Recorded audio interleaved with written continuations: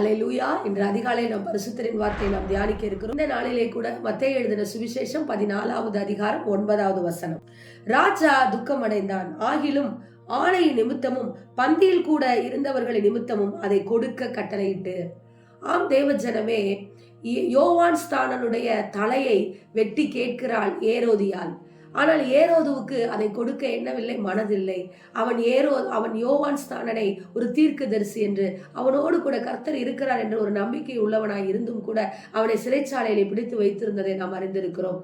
பாருங்கள், கூட இருந்தவர்கள் நிமித்தமாக, அவன் ஆணையிட்டு கொடுத்தது நிமித்தமாக அவன் என்ன செய்கிறான்? அந்த கட்டளையை நிறைவேற்றுகிறதை பார்க்கிறோம். பிலாத்துவும் அப்படித்தான். இயேசுவிடத்திலே ஒரு குற்றத்தையும் காணோம் என்று சொல்லி கூட இருந்தவர்களை நிமித்தமாய் இயேசுவை குற்றவாளி என்று அவன் நியாயத்தீர்க்கிறதை பார்க்கிறோம்.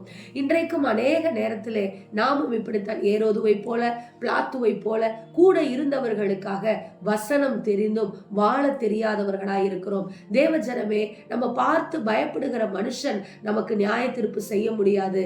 நமக்கு ஜீவன் போகிற பொழுது அவர்கள் ஜீவன் கொடுக்க முடியாது. எவ்வளவு பெரிய பாவத்தை ஏரோது செய்கிறான், எவ்வளவு பெரிய காரியத்தை செய்துவிட்டு கை கழுவுகிறான் பிலாத்து. ஆனால் இவர்களுக்கு உணர்த்தப்பட்டது, உணர்விக்கப்பட்டார்கள். ஆனாலும் கூட மனிதர்களுக்கு அவர்கள் பயந்ததை பார்க்கிறோம். இன்றைக்கும் இந்த வேத வசனத்தின்படி நீங்கள் நடக்கிற பொழுது, இந்த வேதத்தை கையில் எடுத்தாலே நம்மளை ஒரு மாதிரியாக பேசுவார்களே, நம்மளை பிரித்து பார்ப்பார்களே, நம்மளை இப்படியெல்லாம் கேலி கூத்தாடுவார்களே என்று சொல்லி எத்தனை தரம் நாம் தேவனை விட்டு விலகி இருக்கிறோம். இந்த கிறிஸ்து பிறப்பை கொண்டாடுகிற நீர்கள் கிறிஸ்தவர்கள் என்பதற்கு என்ன சாட்சியாய் இருக்கிறது? கிறிஸ்துவை ஏற்றுக்கொண்டால் ஆலயத்திற்கு சென்றால் மாத்திரம் போதாது, அவர் எழுதி கொடுத்த இந்த வேத வசனத்தின்படியாய் நாம் நடக்க வேண்டும். தேவஜனமே, பிலாத்துவை போல, ஏரோதுவை போல கை கழுவி இதோ பயந்து தேவனை விட்டு விலகாதிருங்கள். அவர் எழுதி கொடுத்த வசனத்தை, அவர் எழுதி கொடுத்த ஜீவனுள்ள வார்த்தையை, நம்மை நியாயம் தீர்க்க போகிற வார்த்தையை எடுத்து வாசியுங்கள், அதன்படியாய் நடங்கள். ஏனால் அவர் சொன்ன வசனமே நம்மை கடைசி நாளில் நியாயம் தீர்க்கும். கூட இருக்கிறவர்களோ உலகத்திற்கோ பயந்து தேவனை அறிக்கை செய்யாத விட்டு விடாதீர்கள். தேவஜனமே, தேவனை விட்டு விடாதீர்கள். அவரை விட்டீர்களானில் அவரும் உங்களை விட்டு விடுவார். அவரை தேடுங்கள், பைபிளை எடுங்கள், வாசியுங்கள். உங்கள் வாழ்க்கை இதிலே இருக்கிறது. நீங்கள் மாற வேண்டிய காரியம் இதிலே இருக்கிறது. கர்த்தர் உங்களோடு பேசுவார். உங்களை மாற்றிக்கொள்ளுங்கள். ஆமென். ஸ்தோத்திரம்.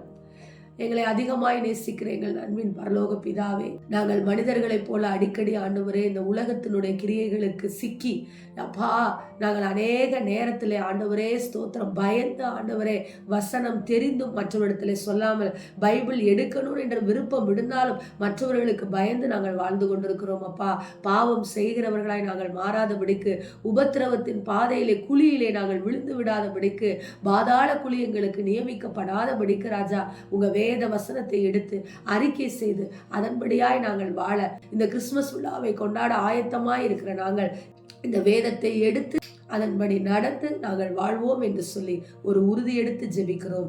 இயேசுவின் நாமத்தில் ஜெபிக்கிறோம் நல்ல பிதாவே. ஆமென். Praise the lord. ஹல்லேலூயா.